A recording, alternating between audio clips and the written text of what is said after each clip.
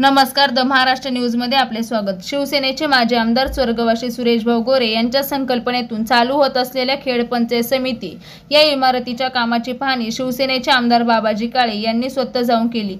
बाबाजी काळे हे वेळोवेळी इमारतीला भेट देतात, त्यामुळे इमारतीचे काम चांगल्या दर्जाचे होईल असा विश्वास शिवसैनिकांनी व्यक्त केला। गृहमंत्री अमित शाह यांनी मराठी एकजुटीचा अपमान केला असा आरोप खासदार संजय राऊत यांनी केला आहे। अमित शाह हे महाराष्ट्र व मराठी माणसाच्या जखमेवर मीठ चोळण्यासाठी येतात का, असा सवाल खासदार राऊत यांनी उपस्थित केला आहे। अमित शाह यांना गांभीर्याने घेण्याची गरज नाही, एकनाथ शिंदे यांनी खऱ्या शिवसेनेचा परिचय करून दिला, या वक्तव्यावरून संजय राऊत यांनी अमित शाह यांच्यावर हल्लाबोल केला। मंत्री नितेश राणे व आमदार निलेश राणे यांच्यात गेली काही दिवस ट्विटरवर चालल्याचं दिसून येत आहे। नुकतीच निलेश राणे यांनी एक्सवर पोस्ट केली आहे, नको ती स्टेटमेंट देऊ नका, अंगाशी येईल अशी पोस्ट करत नितेश राणेकडून निलेश राणेवर आरोप करण्यात आले आहे। एकनाथ शिंदे गटाकडून रश्मी ठाकरे यांच्यावर आरोप होत होते की रश्मी ठाकरे शिवसेनेच्या राजकीय वर्तुळात हस्तक्षेप करत होत्या म्हणून आम्ही नाराज झालो, पण या आरोपाचा आमदार भास्कर जाधव यांनी खंडन केले। रश्मी ठाकरे राजकीय निर्णयात कोणताही हस्तक्षेप करत नाही।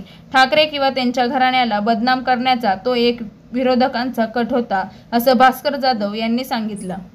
राजगुरुनगर नगर परिषद भाजी मंडईमध्ये मोठ्या प्रमाणात अस्वच्छता असल्याने समोर आले आहे। स्वच्छतेच्या नावाखाली अधिकारी आपली खुर्ची गरम करतात की काय, असा प्रश्न नागरिक करत आहेत। भाजी मंडईमध्ये संध्याकाळच्या वेळी मोठ्या प्रमाणात नागरिक भाजी खरेदी करायला भाजी मंडईमध्ये जातात, पण तिथे स्वच्छतागृहच नाही आणि जे स्वच्छतागृह आहे ते तर कचरा, घाण व बाटल्यांनी भरला आहे, त्यामुळे नागरिकांच्या मनात असंतोष निर्माण झाला आहे। राज्य सरकार इयत्ता पहिलीपासून हिंदी विषयाची सक्ती करत आहे, परंतु या निर्णयाला महाराष्ट्र नवनिर्माण सेनेने विरोध केला असून राज ठाकरे यांनी सरकारला पत्र देखील पाठवले आहे। तुम्ही हिंदी शिकवा, आम्ही मराठीत धडा शिकवायला येऊ, असा इशारा देखील मनसेने दिला आहे। चाकणमधील चित्राईमळा येथील परिषदेची उपक्रमशील शाळा येथे 11वा आंतरराष्ट्रीय योग दिन साजरा करण्यात आला आहे। हा योग दिन 360 विद्यार्थी व शिक्षकांनी मोठ्या उत्साहात साजरा केला।